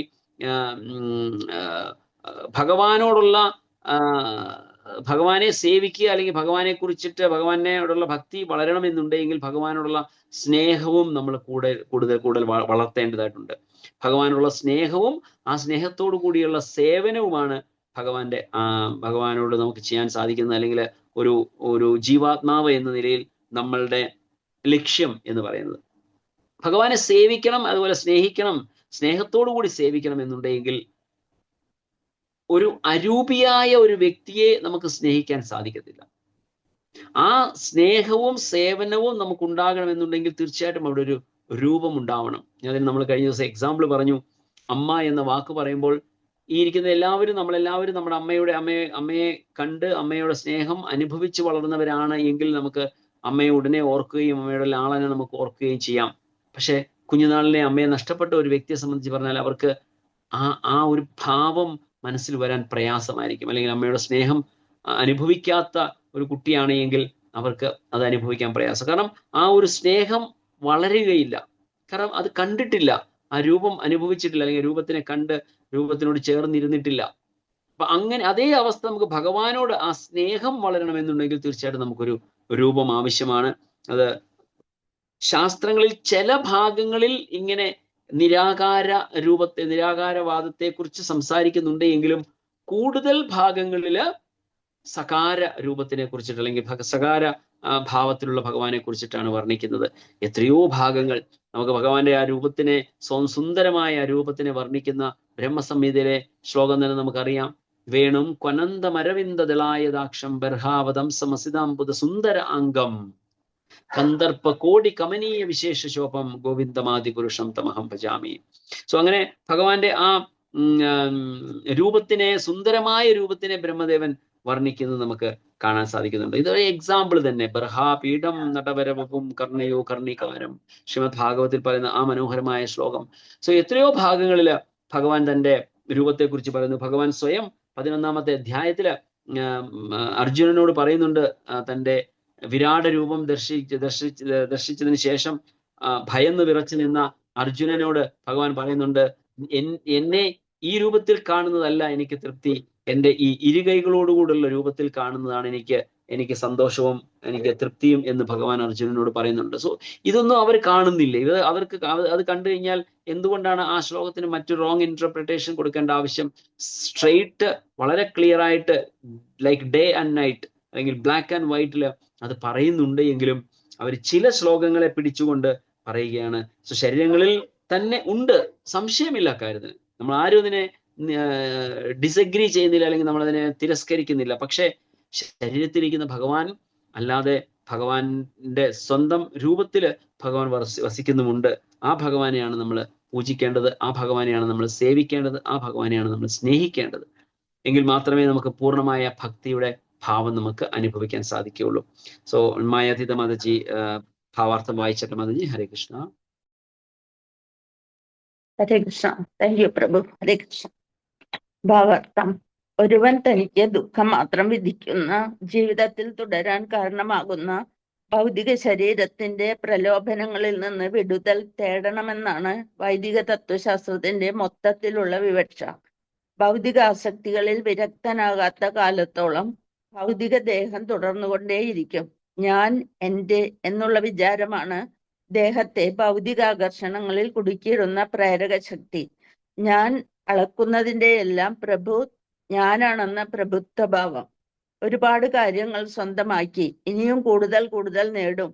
സമ്പത്തിലും വിദ്യാഭ്യാസത്തിലും എന്നേക്കാൾ മുന്നിലാകാൻ ആർക്ക് കഴിയും? ഞാനാണ് പ്രഭു, ഞാൻ ദൈവമാകുന്നു, ഞാനല്ലാതെ മറ്റാരാണ് ഇവിടെയുള്ളത്? ഞാൻ എല്ലാമാണെന്ന സങ്കല്പത്തിന്റെ ഞാൻ എന്റേത് എന്ന ഭാവം പ്രതിഫലിപ്പിക്കുന്നതാണ് ഈ ആശയങ്ങളെല്ലാം. അത്തരമൊരു സങ്കല്പം വെച്ച് പുലർത്തുന്ന വ്യക്തികൾക്ക് ഭൗതിക ബദ്ധതകളിൽ നിന്ന് ഒരിക്കലും മോചിതരാകാൻ കഴിയില്ല. പക്ഷേ ഭൗതിക അസ്തിത്വത്തിന്റെ നിത്യദുഃഖങ്ങൾക്ക് വിധിക്കപ്പെട്ടവനാണെങ്കിൽ പോലും ഒരുവൻ കൃഷ്ണകഥ കേൾക്കാൻ വെറുതെ സമ്മതം മൂളിയാൽ മാത്രം മതി, അയാൾ എല്ലാവിധ ബന്ധനങ്ങളിൽ നിന്നും മോചിതനാകും. കലിയുടെ ഈ യുഗത്തിൽ അനാവശ്യമായ കുടുംബ സ്നേഹ ബന്ധനത്തിൽ നിന്ന് മോചനം നേടാനും ജീവിതത്തിൽ പരിപൂർണ സ്വാതന്ത്ര്യം പ്രാപിക്കാനും കൃഷ്ണകഥാ ശ്രവണത്തോളം ഫലപ്രദമായ മറ്റൊന്നും തന്നെയില്ല. പാപഫലങ്ങൾ നിറഞ്ഞ ഈ കലിയുഗത്തിൽ ജനങ്ങൾ കലിയുടെ ഗുണങ്ങൾക്ക് കൂടുതൽ അടിമപ്പെട്ടുകൊണ്ടിരിക്കുകയാണെങ്കിലും കൃഷ്ണകഥ ശ്രവിക്കുകയും കീർത്തിക്കുകയും ചെയ്യുക വഴി അവർക്ക് തീർച്ചയായും പരമദിവ്യോത്തമ പുരുഷനായ ഭഗവാനിലേക്ക് മടങ്ങി പോകാൻ കഴിയും. ആകയാൽ എല്ലാ തലത്തിലും എല്ലാ വിധത്തിലും എല്ലാ ദുഃഖങ്ങളിൽ നിന്നും ദുരിതങ്ങളിൽ നിന്നും മോചിതരാകാൻ ജനങ്ങളെ ശരിയായ വിധം കൃഷ്ണകഥ ശ്രവിക്കാൻ പരിശീലിപ്പിക്കേണ്ടതാണ്. ഹരേ കൃഷ്ണ പ്രഭു. ഹരേ കൃഷ്ണ. Thank you Mataji. വളരെ മനോഹരമായ പർപ്പോട്ട് നമുക്ക് കാണാൻ സാധിക്കുന്നു. ശ്രീ പ്രഭുപാദ് എത്ര വിശദമായിട്ട് നമുക്ക് എക്സ്പ്ലെയിൻ ചെയ്തു തരുന്നു ഈ ഒരു പ്രധാനപ്പെട്ട കാര്യം. അതായത് ഞാനും എൻ്റേതും എന്നുള്ള ചിന്താഗതിയാണ് നമ്മളെ ഭൗതിക തലങ്ങളിൽ പിടിച്ചു കെട്ടിയിടുന്നത്. ഞാനും എൻ്റേത് എന്ന് തോന്നലുണ്ടാകുമ്പോൾ എന്താണ് ഇതിൽ നിന്ന് എന്ത് മനസ്സിലാക്കി? ആർക്കെങ്കിലും എന്തെങ്കിലും ഹൈലൈറ്റ് ചെയ്യാനുള്ള പോയിന്റ് പറയാൻ സാധിക്കും? ഒന്നുകിൽ മായാതീത മാതാജി വായിച്ചു, മാതാജിക്കോ അല്ലെങ്കിൽ വേറെ ആർക്കെങ്കിലും എന്തെങ്കിലും ഒരു പോയിന്റ് ഒന്ന് ഹൈലൈറ്റ് പറയാൻ സാധിക്കുമോ? എന്താണ് നമുക്ക് ഇതിൽ നിന്ന് മനസ്സിലാക്കാൻ സാധിക്കുന്നത്? കൈ ഉയർത്തിയായിട്ട് പറഞ്ഞാട്ടെ. ഗംഗാനന്ദ് 1 മിനിറ്റ് വെയിറ്റ് ചെയ്തിട്ട് മറ്റുള്ളവർക്ക് ചാൻസ് കൊടുത്തിട്ട് പ്രഭുവിലേക്ക് വരാം. യെസ്, വേറെ ആർക്കെങ്കിലും എന്തെങ്കിലും പോയിന്റ് പറയാനുണ്ടോ? മായാതീത മാതാജി വായിച്ചിട്ട് എന്ത് മനസ്സിലാക്കി? ഹരേ കൃഷ്ണ പ്രഭു. അതായത് എപ്പോഴും ഞാൻ എൻ്റെ എന്നുള്ള വിചാരമാണ് ഭൗതിക ആകർഷണത്തിൽ നമ്മളെല്ലാം കുടുക്കിയിടുന്ന പ്രേരക ശക്തി. പിന്നെ അത് മാറണം എന്നുണ്ടെങ്കിൽ കൃഷ്ണകഥ ശ്രവിക്കണം. വെരി ഗുഡ്, നല്ല പോയിന്റ് ആണ്. പക്ഷെ ആ പോയിന്റ് ഒന്നുകൂടെ ഒന്ന് എംഫസൈസ്, ഒന്നുകൂടെ ക്ലിയർ ആയിട്ട് പറയാൻ പറ്റുമോ? അതായത് എന്തുകൊണ്ടാണ് ഞാൻ എൻ്റേത് എന്ന് ചിന്തിക്കുമ്പോൾ നമുക്കിവിടെ ബന്ധനമാകാൻ കാരണം എന്തുകൊണ്ടാണ്?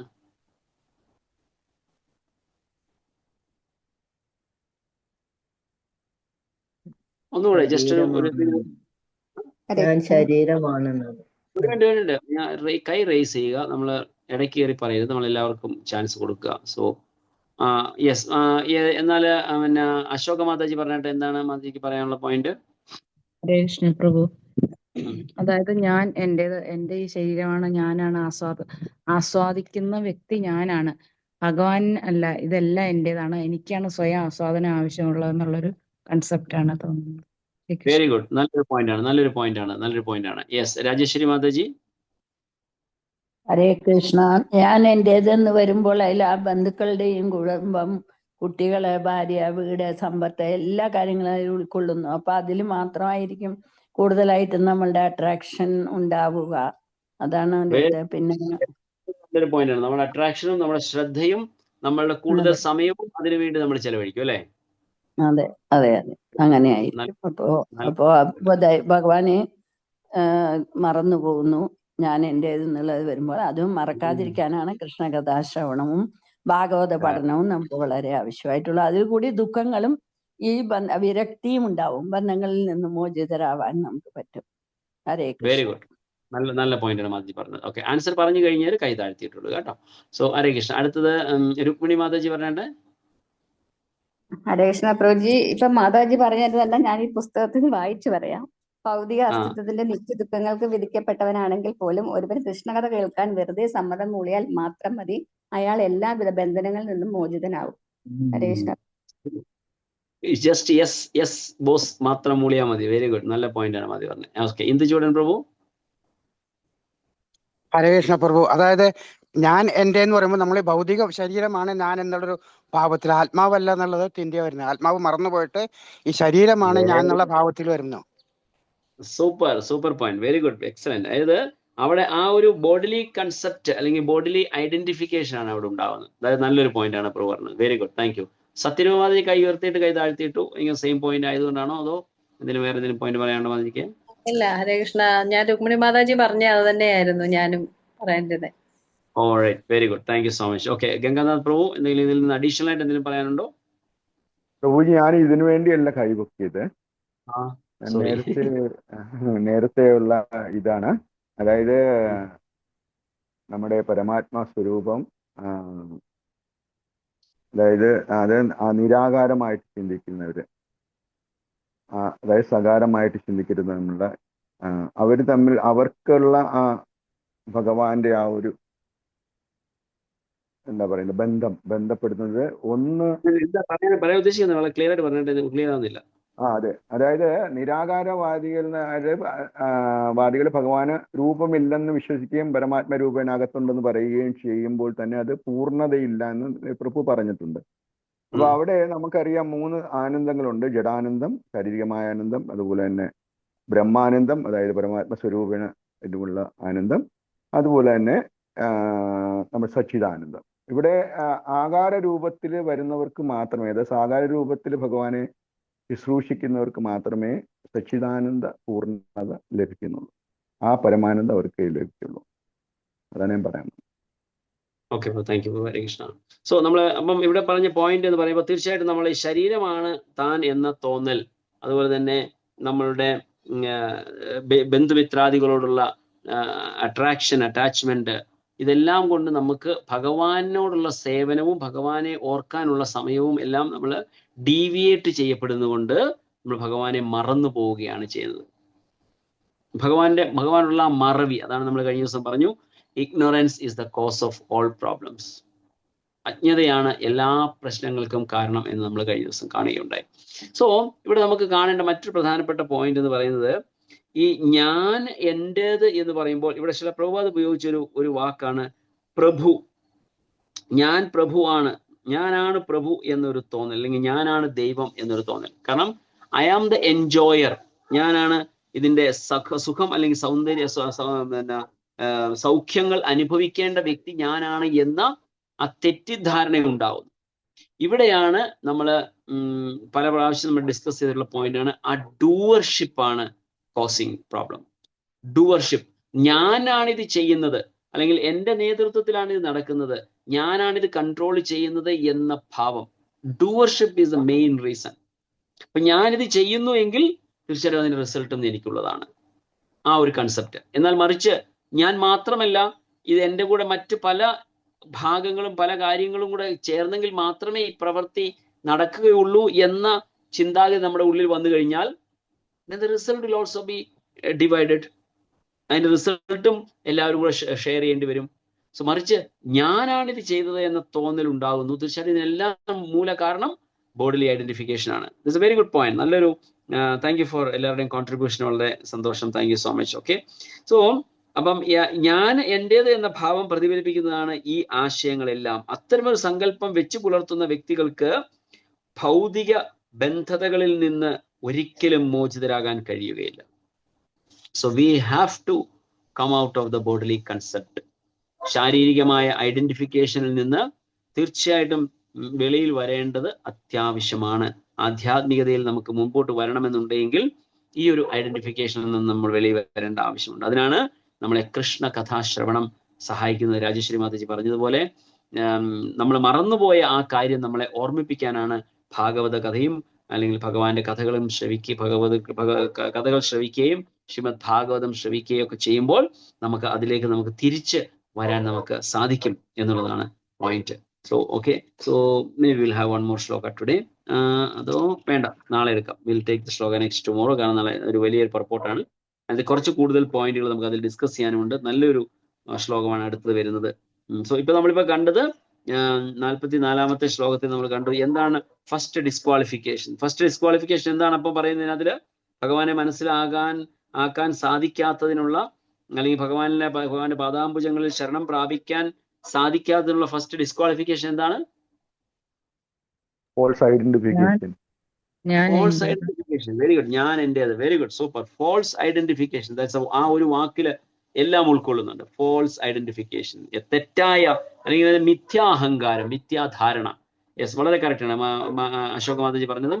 ഞാൻ എന്റേത് എന്ന ഭാവം, ആ doership, I am the doer എന്ന ചിന്താഗതി, ഐ ആം ദ എൻജോയർ എന്ന ചിന്താഗതി, മൂല കാരണം ഐ ആം ദിസ് ബോഡി എന്ന തോന്നൽ. ഇതാണ് ഇതിനുള്ള പ്രധാനപ്പെട്ട കാരണം. Okay, thank you so much. Hare Krishna. ആർക്കെങ്കിലും എന്തെങ്കിലും പോയിന്റ് ഡിസ്കസ് ചെയ്യാനുണ്ടോ ഫർദർ ആയിട്ട് എന്തെങ്കിലും ഇതിനെ കുറിച്ചിട്ട്, അല്ലെങ്കിൽ ഏതെങ്കിലും? പ്രഭു, മാതാജി പറഞ്ഞു. കഴിഞ്ഞ ശ്ലോകത്തില് കഴിഞ്ഞതിന്റെ പർപ്പട്ടിയിൽ ഒരു വാചകം ഒന്ന് പ്രഭു ഒന്ന് വിവരിച്ചു. അതായത് ഭഗവാൻ വിഷ്ണുവിന്റെ പാതാരബിന്ദങ്ങളിൽ നിന്ന് നേരിട്ടുള്ളവരാണ് ദേവന്മാർ. അവർക്ക് അവതാര പുരുഷന്മാരുമായല്ല ബന്ധം. അതൊന്നും അവതാര പുരുഷന്മാരുമായല്ല ബന്ധം. എവിടെയാണ് മാതാജി? പേജ് 275. 43-ാമത്തെ ശ്ലോകമാണ് മാതാജി ഉദ്ദേശിക്കുന്നത്? അതെ. ഓക്കെ, ഇതില് പകുതി വരുന്ന ഭാഗത്ത് ഭാവാർത്ഥം ഏതാണ്ട് മിഡിൽ പോയിന്റിൽ. ഓക്കെ, കണ്ടു. പരമോന്നതനായ ഭഗവാൻ ശ്രീകൃഷ്ണന്റെ അവതാരങ്ങളാണ് ഇവ മൂന്നും. എന്തുകൊണ്ടെന്നാൽ അദ്ദേഹം യഥാർത്ഥ പരമദിവ്യോത്തമ പുരുഷനായ ഭഗവാൻ ആകുന്നു. ഭഗവാൻ വിഷ്ണുവിന്റെ പാതാരബിന്ദങ്ങളിൽ നിന്ന് നേരിട്ടുള്ളവരാണ്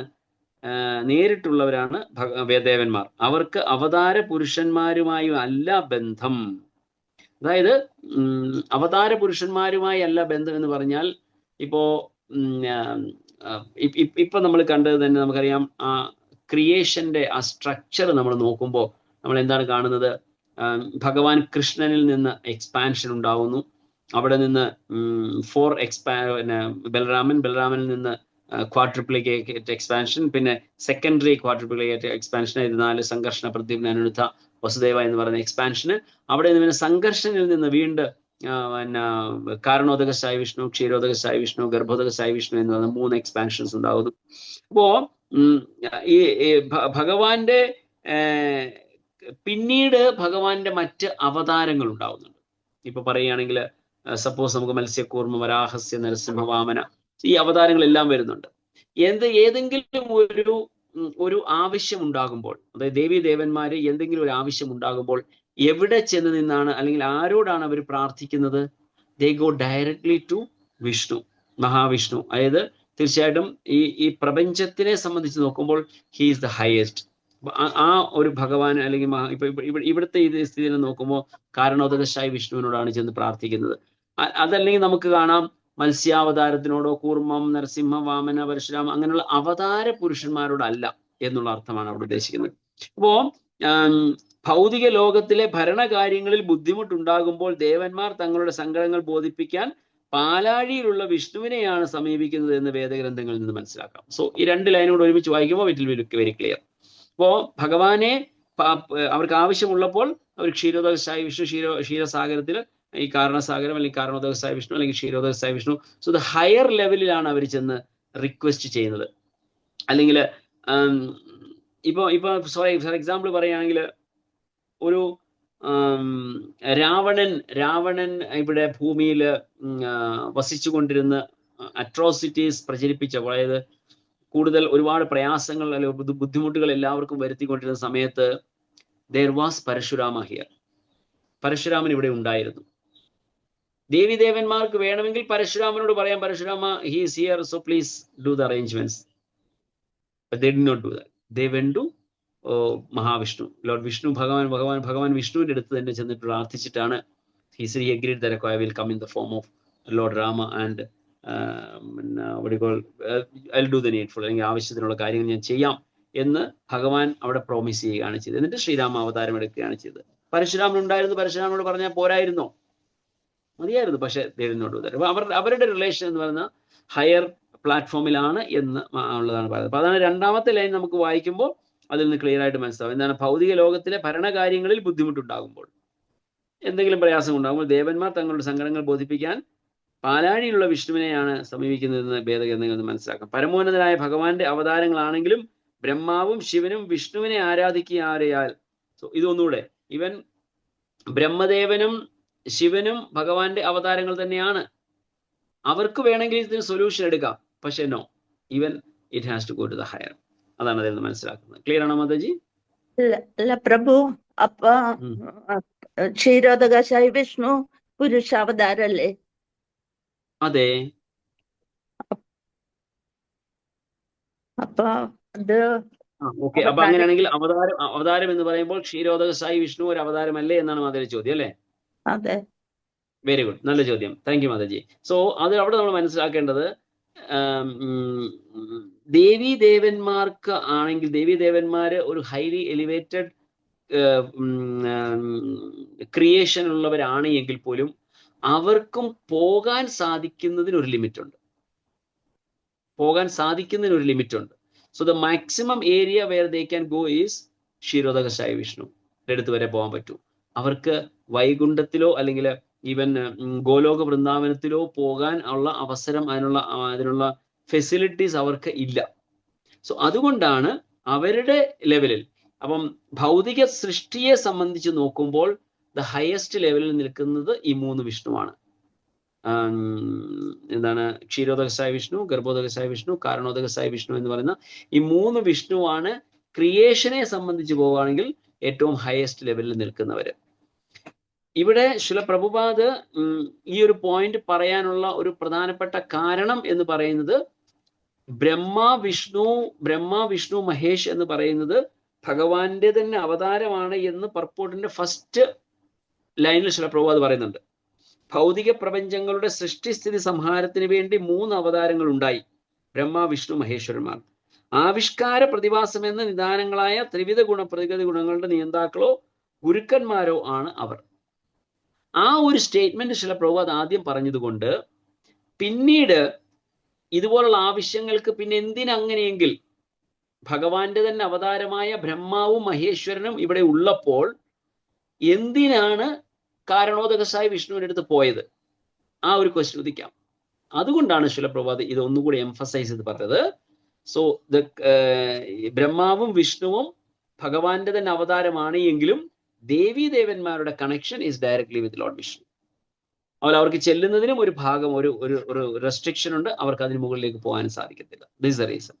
is it okay Mataji? Answer your question. Prabhu, Hare Krishna. Hare Krishna. Thank U. വേറെ ആർക്കെങ്കിലും എന്തെങ്കിലും ചോദ്യമുണ്ടോ? ഹരേ കൃഷ്ണ പ്രഭു. ഇപ്പം പറഞ്ഞപ്പോ ഒരു സംശയം ചോദിക്കട്ടെ ഞാനേ. ഞാൻ ആദ്യം ഗീതാ മാതാജി പറഞ്ഞപ്പോൾ ഞാൻ ചോദിക്കാൻ ഉദ്ദേശിച്ചതായിരുന്നു, നമ്മളിപ്പോൾ ആരോടും കൃഷ്ണന്റെ അവതാരമാണ് ഇതെന്ന് പറയുമ്പോൾ ആരും വിശ്വസിക്കാത്തതിന്റെ കാരണം, എല്ലാവരും പറയുന്ന എന്തെങ്കിലും ആവശ്യമുള്ളപ്പോൾ പോലും ദേവന്മാർ വിഷ്ണുവിനെയാണ് സമീപിക്കുന്നത്. കൃഷ്ണനെ സമീപിച്ചെന്ന് ഒരിടത്തും പറയുന്നത് നമ്മൾ കേൾക്കുന്നില്ല. ഭഗവാൻ കൃഷ്ണനെ സമീപിച്ചു, അല്ലെ കൃഷ്ണൻ അങ്ങനെ പറഞ്ഞു എന്ന് ഒരിടത്തും പറയുന്നില്ല. അപ്പം പിന്നെ കൃഷ്ണന്റെ അവതാരമാണ് വിഷ്ണു എന്ന് പറയുമ്പോൾ നമ്മൾ എങ്ങനെയാണ് അത് വിശ്വസിക്കുന്നതെന്ന് ചിലർ ചോദിക്കുന്നു. പിന്നെ അതുപോലെ തന്നെ ഇപ്പം പ്രഭു പറഞ്ഞില്ലേ, ദേവന്മാർക്ക് പോലും ഭഗവാന്റെ അടുത്ത് ചെല്ലാൻ പറ്റത്തില്ല എന്നേ. അങ്ങനെ ഒരു സാഹചര്യത്തിൽ അപ്പം നമ്മളെ പോലുള്ള സാധാരണക്കാരെ എന്നെങ്കിലും ചെല്ലാൻ പറ്റുമോ ഗോലോകത്തിലെ?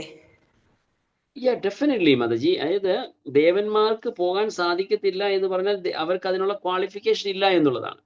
അതാണ് മുമ്പ് പറഞ്ഞത്. IDC കോഴ്സ് ചെയ്തപ്പോൾ മാതാജിക്ക് ഓർമ്മയുണ്ടോ, ഒരു ഭക്തനെ സംബന്ധിച്ച് പറഞ്ഞ ശ്രീമദ് ഭാഗവത്തിൽ 11ാമത്തെ സ്കന്ധത്തിലോ 12ാമത്തെ സ്കന്ധത്തിലാണ് ഭഗവാൻ കൃഷ്ണൻ സ്വയം കൺഫേം ചെയ്യുന്നുണ്ട്, ഒരു വ്യക്തി ഭക്തനായി കഴിഞ്ഞാൽ ആ വ്യക്തിക്ക് എല്ലാ ദേവീദേവന്മാരുടെയും എല്ലാ ക്വാളിഫിക്കേഷനും ഉണ്ടായി കഴിഞ്ഞു എന്ന് പറയുന്നത്. ഒരു ഭക്തനായി കഴിഞ്ഞാൽ, ഭക്തനാകാൻ ശ്രമിക്കുമ്പോൾ തന്നെ. സോ ഇപ്പൊ നമ്മൾ മുമ്പ് കണ്ട ശ്ലോകം, അതായത് ആഹുസ്ത്വാ ഋഷയ സർവേ ദേവർഷി സർവമേത ധൃതം മന്യേ യന്മാം വദസി കേശവ നഹിതേ ഭഗവാൻ വ്യക്തിം വിദുർ ദേവ ന ദാനവാഹ. ഒരു അസുരനോ ദേവനോ ഭഗവാന്റെ ആ വ്യക്തി രൂപത്തിനെ മനസ്സിലാക്കാൻ സാധിക്കത്തില്ല എന്നാണ് അർജുനൻ അവിടെ കൺഫേം ചെയ്തത്. അത് മനസ്സിലാക്കാൻ സാധിക്കുന്നത് ഒരു മനുഷ്യ ശരീരത്തിലുള്ളവർക്ക് മാത്രമേ ഉള്ളൂ. മനസ്സിലാക്കുകയും അല്ലെങ്കിൽ അതിലേക്ക് ഈസി ആയിട്ട് ചെല്ലാനും സാധിക്കുന്നു. അതുകൊണ്ടാണ് പൂന്താനം നമ്പൂതിരിപ്പാട് പാടിയത് 13 ലോകങ്ങളിലുള്ളവർ എന്ന് പറഞ്ഞാൽ സ്വർഗവാസികളും ഉണ്ടാകുന്നുണ്ട്. സ്വർഗവാസികളിൽ നിന്ന് ഇന്ദ്രാദി ദേവന്മാർ, അവര് പോലും ഭൂമിയിൽ നോക്കി കലിയുഗത്തിലെ മനുഷ്യരായി ജനിച്ചിരിക്കുന്നവരെ കണ്ട് അസൂയപ്പെടുകയാണെന്നാണ് പൂന്താനം നമ്പൂതിരിപ്പാട് പാടിയത്. ദാറ്റ് മീൻസ് മനുഷ്യ ശരീരത്തിൽ ലഭിച്ചവര് ദേവന്മാരെക്കാൾ ഒരു പടി മുകളിലാണ് എന്നുള്ളത് തന്നെയാണ്. അപ്പൊ ദേവന്മാർക്ക് അവർക്ക് ഭഗവാനെ കാണാൻ സാധിക്കത്തില്ല. അത് ആദ്യം ചോദിച്ച ചോദ്യത്തിന് എലാബറേറ്റ് ആൻസർ ആവശ്യമുണ്ട്. I come to that. അപ്പൊ ഇതാണ് മെയിൻ റീസൺ. കാരണം ദേവന്മാരെക്കാളിലും ഒരു പടി മുകളിൽ തന്നെയാണ് മനുഷ്യർക്ക് ഭക്തിയുടെ കാര്യത്തിൽ. കാരണം അവർക്ക് ഭക്തി ചെയ്യാൻ സാധിക്കത്തില്ല, പ്രയാസമാണ്. ഭക്തി ചെയ്യാൻ സാധിക്കത്തില്ല എന്ന് മാത്രമല്ല, അവരുടെ ലൈഫ് സ്പാൻ ഒരുപാടുള്ളത് കൊണ്ട്, ഇവൻ ബ്രഹ്മദേവനായി കഴിഞ്ഞാൽ പോലും എത്രയോ കോടി വർഷങ്ങൾക്ക് ശേഷമാണ് അവർക്ക് ഭഗവാന്റെ അടുത്ത് പോകാൻ സാധിക്കുന്നത്. സാധിക്കത്തില്ല ബ്രഹ്മദേവന്. കാരണം like millions and billions and trillions and zillions of years wait ചെയ്യണം ബ്രഹ്മദേവന്. പക്ഷെ മനുഷ്യനെ സംബന്ധിച്ച് പറഞ്ഞാലോ, we can easily go if you want. നമുക്ക് അത് ആഗ്രഹിക്കുന്നുവെങ്കിൽ തീർച്ചയായിട്ടും നമുക്ക് ഈസി ആയിട്ട് പോകാം. നമ്മൾ തീർച്ചയായും വീണ്ടും കഴിഞ്ഞ ദിവസം ഡിസ്കസ് ചെയ്ത മുക്തിയുടെ ഭാഗത്തിലേക്ക് വരുന്നതുകൊണ്ടാണ് ഞാൻ അത് ക്ലോസ് ഇട്ട് പറഞ്ഞത്, ഇഫ് യു ഡിസയർ.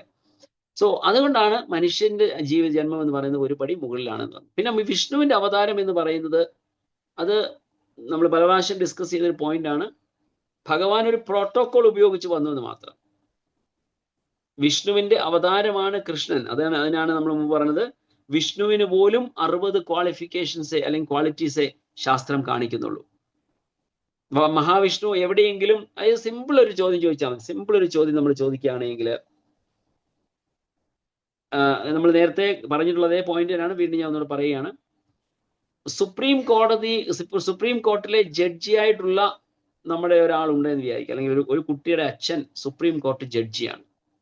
അപ്പൊ സുപ്രീം കോർട്ടിൽ ആ കോർട്ടൊക്കെ ഇട്ടുകൊണ്ട് ആ തൻ്റെ ജഡ്ജിയുടെ കസേരയിൽ ഇരിക്കുന്ന അച്ഛനെ ആണോ, വീട്ടിൽ വന്ന് തൻ്റെ കൂടെ കളിക്കാൻ തയ്യാറാകുന്ന അച്ഛനെയാണോ ഒരു കുട്ടിക്ക് കാണാൻ ആഗ്രഹം? പറയാൻ നല്ലതായിരിക്കാം, യെസ് എൻ്റെ അച്ഛൻ സുപ്രീം കോർട്ട് ജഡ്ജിയാണ്, പക്ഷെ he cannot play with him. Supreme കോർട്ടിൽ പോയി അവിടെ കോടതി ഇരിക്കുന്ന സമയത്ത് പോയി മടിയിൽ പോയി ഇരുന്ന് കൊഞ്ചാൻ പറ്റുമോ കുട്ടിക്ക്? സാധിക്കത്തില്ല. ഹി ഹാസ് എ റെപ്യൂട്ടേഷൻ, അല്ലെങ്കിൽ അദ്ദേഹത്തിന്റെ പൊസിഷൻ വെച്ച് നമുക്ക് അദ്ദേഹം പോയിരിക്കാൻ പറ്റത്തില്ല. പക്ഷെ അതേ അച്ഛൻ വീട്ടിൽ വന്നു കഴിഞ്ഞാൽ അച്ഛനെ കുനിഞ്ഞ് ഇരുത്തിക്കൊണ്ട് മുതുകത്ത് കയറി ഇരുന്ന് ആന കളിക്കാൻ ആ കുട്ടിക്ക് സാധിക്കും. അപ്പോ ഏത് ഭാവമാണ് നമ്മൾ ആഗ്രഹിക്കുന്നത്? നിങ്ങൾ ഒരു ഐശ്വര്യഭാവത്തിലുള്ള സെർവിറ്റൽ മൂഡിലാണ് നിങ്ങൾക്ക് ഭഗവാനെ സേവിക്കാൻ ആഗ്രഹമെങ്കിൽ there is no problem. ആരും അതിനെ ഒബ്ജക്റ്റ് ചെയ്യുന്നില്ല. You can worship the load in the form of load Vishnu. ഭഗവാൻ വിഷ്ണുവിന്റെ രൂപത്തിൽ നിങ്ങൾക്ക് അദ്ദേഹത്തിനെ വർഷിപ്പ് ചെയ്യാം. പക്ഷെ അതല്ല, ആ ഭഗവാനെ തൻ്റെ സ്വന്തം ആള് എന്ന നിലയിൽ ഭഗവാനെ സ്നേഹിച്ച് ഭഗവത് സേവനം ചെയ്ത് ആനന്ദത്തോടുകൂടി സന്തോഷത്തോടുകൂടി ഉല്ലസിച്ച് ആനന്ദിച്ച് ഭഗവത് സേവനം ചെയ്യാൻ ആഗ്രഹമെങ്കിൽ then you have to see him in the form of Krishna. That is the supreme form. കാരണം മഹാവിഷ്ണുവിന്റെ കൂടെ നിങ്ങൾക്ക് കളിക്കാൻ സാധിക്കത്തില്ല. എവിടെയാണ് നിങ്ങൾ ആനന്ദം കൊള്ളുന്നത്? ദാസന് ഒരിക്കലും ആനന്ദിക്കാൻ സാധിക്കത്തില്ല. ദാസൻ എപ്പോഴും ദാസനായിട്ട് നിൽക്കാനേ സാധിക്കത്തുള്ളൂ. പക്ഷെ ഒരു സുഹൃത്തിന് ആ സുഹൃത്തിന്റെ കൂടെ കളിച്ച് ഉല്ലസിച്ച് രസിക്കാൻ സാധിക്കും. സോ ഏത് ഭാവമാണ് നിങ്ങൾ ആഗ്രഹിക്കുന്നത്, you admire that, there is nothing wrong. മഹാവിഷ്ണുവിനാണ് നിങ്ങൾക്ക് ദാസനായിട്ടിരിക്കാനാണ് ഭാവമെങ്കിൽ you be so, no problem. ആരും ഒബ്ജക്റ്റ് ചെയ്യുന്നില്ല. പക്ഷേ നിങ്ങൾക്ക് യഥാർത്ഥ ആനന്ദമാണ് വേണമെന്നുണ്ടെങ്കിൽ that Krishna only can provide. So അതുകൊണ്ടാണ് he is a supreme person എന്ന് പറയുന്നത്. അതാണ് ആ 4 മാധുരി, 4 കാര്യങ്ങൾ പറയുന്ന ഭഗവാന്റെ രൂപ, വേണു, ലീല, പ്രേമ മാധുരി. ഈ 4 മാധുരി എന്ന് പറയുന്നത് കാണിക്കുന്നത് കൃഷ്ണനിൽ മാത്രമേ ഉള്ളൂ. എവിടെയെങ്കിലും കണ്ടിട്ടുണ്ടോ മഹാവിഷ്ണു ഒരു ഓടക്കുഴലും പിടിച്ചുകൊണ്ടിരിക്കുന്നത്? ഇല്ല. എവിടെയെങ്കിലും കണ്ടിട്ടുണ്ടോ മഹാവിഷ്ണു കൂട്ടുകാരുടെ തോളത്ത് കൈയിട്ടുകൊണ്ടിരിക്കുന്നത്? ഇല്ല. എവിടെയെങ്കിലും നമുക്ക് കാണാൻ സാധിക്കുമോ മഹാവിഷ്ണു ലക്ഷ്മി ദേവിയുടെ കൂടെ ഉല്ലസിച്ച് കെട്ടിപ്പിടിച്ചുകൊണ്ട് നിൽക്കുന്നത്? നോ. കൃഷ്ണനെ ആണെങ്കിൽ രാധാറാണിയുടെ ഒക്കെ ഇടയ്ക്ക് കെട്ടിപ്പിടിച്ചുകൊണ്ട് നിൽക്കുന്ന ഫോട്ടോ കാണാൻ സാധിക്കും. മഹാലക്ഷ്മിക്കുള്ളിൽ പാദത്തിൽ മാത്രമേ ഉള്ളൂ സ്ഥാനം. പാദസേവനം എന്ന് പറയുന്നത് മഹാലക്ഷ്മിയാണ്. സോ ഇതുപോലെ കുട്ടിക്കളി ചിരിച്ച് കളിച്ച് കഴിഞ്ഞ ദിവസം ഞാൻ പറഞ്ഞ പോലെ മധുമംഗൾ എന്ന് പറയുന്ന അദ്ദേഹത്തിന്റെ വായിലിരുന്ന ബട്ടർ മിൽക്ക്, ആ മോര് ഇങ്ങനെ ഇടിച്ചിട്ട് വായിൽ കൂടെ പൈപ്പ് പോലെ വരുമ്പോൾ അത് വായിൽ എടുത്ത് അതിന്റെ സ്വാദ്, അതിനെ ആനന്ദിക്കുന്ന കൃഷ്ണനെ നമുക്ക് വിഷ്ണുവുമായി കമ്പയർ ചെയ്യാൻ പറ്റുമോ? ഇറ്റ്സ് അവർ ഡിസയർ, നമ്മളുടെ ആഗ്രഹമാണ്. അവരോട് പറയാം നിങ്ങൾക്ക് അത് മതി, നിങ്ങൾക്ക് വിഷ്ണുവിനെ ആരാധിക്കാനാണ് താല്പര്യമെങ്കിൽ no problem, we don't have any objection. നമ്മൾ ആരും അതിനെ ഒബ്ജക്ട് ചെയ്യുന്നില്ല. പക്ഷെ what is real ananda, what is real യഥാർത്ഥ സന്തോഷം നിങ്ങൾക്ക് നൽകുന്നത് ഏതാണ്? You adopt that. അതാണ് നമ്മൾ പറയുന്നത്. കേരളത്തിലെ അല്ലെങ്കിൽ സൗത്ത് ഇന്ത്യയിൽ, പ്രത്യേകിച്ച് കേരളത്തിലെ സംബന്ധിച്ച് പറയുമ്പോൾ നമുക്ക് എല്ലാവർക്കും ഒരുമാതിരി ഭയഭക്തിയായി ഇഷ്ടം. പ്രേമഭക്തി ലെവലിലേക്ക് നമുക്ക് ഉയരാൻ നമുക്ക് സമയമെടുക്കും. അത് മനസ്സിലാക്കി കഴിയുമ്പോൾ then you will understand what is the difference between Krishna and Vishnu. മനസ്സിലായോ മാതാജി? ഹരേ കൃഷ്ണ പ്രഭു. ഓക്കെ, ശരിയാ. നമ്മൾ മഹാദേവൻ എന്നൊക്കെ പറയുമ്പോൾ നമ്മുടെ മനസ്സിൽ തോന്നുന്ന ഒരു വിചാരമല്ല കൃഷ്ണൻ എന്ന് പറയുമ്പോൾ നമ്മുടെ മനസ്സിൽ വരുന്നത്. ഈവൻ വിഷ്ണു എന്ന് പറഞ്ഞാൽ പോലും കൃഷ്ണനോടുള്ള ആ ഒരു ഭാവം നമുക്ക് വരില്ല. ശ്രീരാമചന്ദ്ര ഭഗവാനോട് തോന്നില്ല. പിന്നാട്ട് ശ്രീരാമചന്ദ്ര ഭഗവാൻ മര്യാദ പുരുഷോത്തമനാണ്. We don't feel affection towards Ram. Okay, affection ഇല്ലാന്ന് ഞാൻ പറഞ്ഞത് തെറ്റാണെങ്കിൽ sorry, I use wrong word. പക്ഷെ ആ അഫെക്ഷൻ ഉണ്ട്. പക്ഷെ എന്നാലും അദ്ദേഹത്തിനോട് ആ ഒരു പ്രേമഭാവത്തിൽ ഒരു സുഹൃത്ത് രൂപത്തിലോ ഒരു സഖാരൂപത്തിൽ നമുക്ക് കാണാൻ നമുക്ക് സാധിക്കത്തില്ല ശ്രീരാമചന്ദ്ര ഭഗവാനെ ഒരു മര്യാദ പുരുഷൻ. എപ്പോഴും നമുക്കൊരു റെസ്പെക്ട്ഫുൾ ആയിട്ട് ഹനുമാൻ ചെയ്തതുപോലെ ഒരു സേവന മനോഭാവത്തിലിരിക്കാനാണ് നമുക്ക് ശ്രീരാമചന്ദ്ര ഭഗവാനായിട്ട് സാധിക്കത്തുള്ളൂ, ആഗ്രഹിക്കാൻ സാധിക്കത്തുള്ളൂ. മറ്റാരോട് നമുക്ക് കൃഷ്ണനോട് തോന്നുന്ന ആ ഒരു ഭാവം വേറെ ഒരാളോട് നമുക്ക് തോന്നുകയില്ല. യെസ്, വേറെ ആരോ ഒരാൾ സംസാരിക്കാൻ തുടങ്ങിയായിരുന്നു. എന്താണ് കൃഷ്ണപ്രഭു, ഞാൻ പറഞ്ഞത് അതുകൊണ്ടാണോ ഗുരുവായൂർ മഹാവിഷ്ണുവിന്റെ പ്രതിമയായിട്ടും കൃഷ്ണന്റെ രൂപത്തിൽ ആരാധിക്കുന്നത്? അതുകൊണ്ടാണോ? ഗുരുവായൂർ നമുക്ക് പറയാൻ പറ്റത്തില്ല, കാരണം ഗുരുവായൂരും ഭഗവാന് ഐശ്വര്യ രൂപത്തിലുള്ള മഹാവിഷ്ണു രൂപം തന്നെ അന്തനക്കാപ്പ് ചെയ്യുന്നുണ്ട് എന്നുള്ള ഐശ്വര്യ രൂപത്തിലുള്ളത് മാത്രമാണ്. അവിടെ ഒരു പ്രേമഭാവത്തിൽ അവിടെ ഉണ്ടാവുന്നില്ല. നമ്മൾ ഗുരുവായൂരപ്പൻ എന്ന് പറയുമ്പോൾ നമുക്കൊരു ഉണ്ണിക്കണ്ണൻ എന്ന് നമ്മൾ പറയുന്നുണ്ടെങ്കിലും അവിടുത്തെ യഥാർത്ഥ രൂപം എന്ന് പറയുന്നത് മഹാവിഷ്ണു രൂപമാണ്, ഐശ്വര്യ രൂപത്തിലുള്ളതാണ്. So yes, nothing wrong. നമുക്ക് തീർച്ചയായും ഗുരുവായൂരപ്പൻ നമുക്ക് ആ ഒരു രൂപത്തിൽ നിന്ന് ഭഗവാനെ നമുക്ക് ആ രീതിയിൽ വർണ്ണിക്കാം. പക്ഷെ അവിടുത്തെ പൂജാവിധികളൊന്നും നമുക്ക് അതുപോലുള്ള രൂപത്തിലുള്ളതല്ല എന്ന് നമുക്ക് മനസ്സിലാക്കാൻ സാധിക്കുന്നു.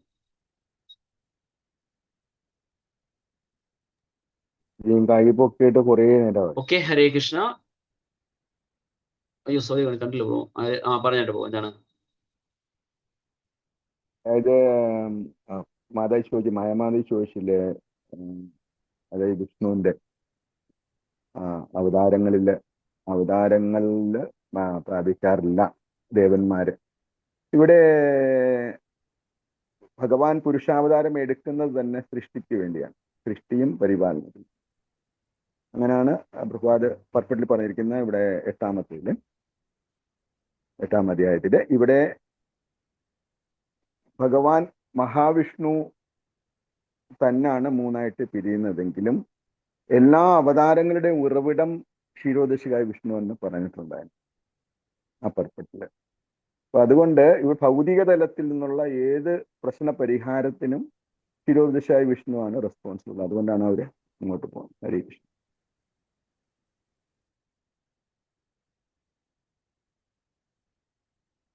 ഹരേ Krishna. Okay, thank you. Okay, വേറെ ആർക്കെങ്കിലും എന്തെങ്കിലും പോയിന്റ് ഡിസ്കസ് ചെയ്യാനുണ്ടോ? ഇല്ലെങ്കിൽ thank you so much. Hare Krishna. So രാവിലെ ഇന്നത്തെ നമ്മുടെ ശ്രീമദ് ഭാഗവത സെഷനിലേക്ക് വന്ന എല്ലാവർക്കും ഹൃദയംഗമായ നന്ദി, വളരെ സന്തോഷം. Thank you so much. Shrimad Bhagavatam की जय, श्रील प्रभुपाद की जय, गुरु महाराज की जय, अनंत कोटि वैष्णव वृंद की जय, निताई गौर सिद्धनाथ प्रेमानंदे, हरि हरि बोल.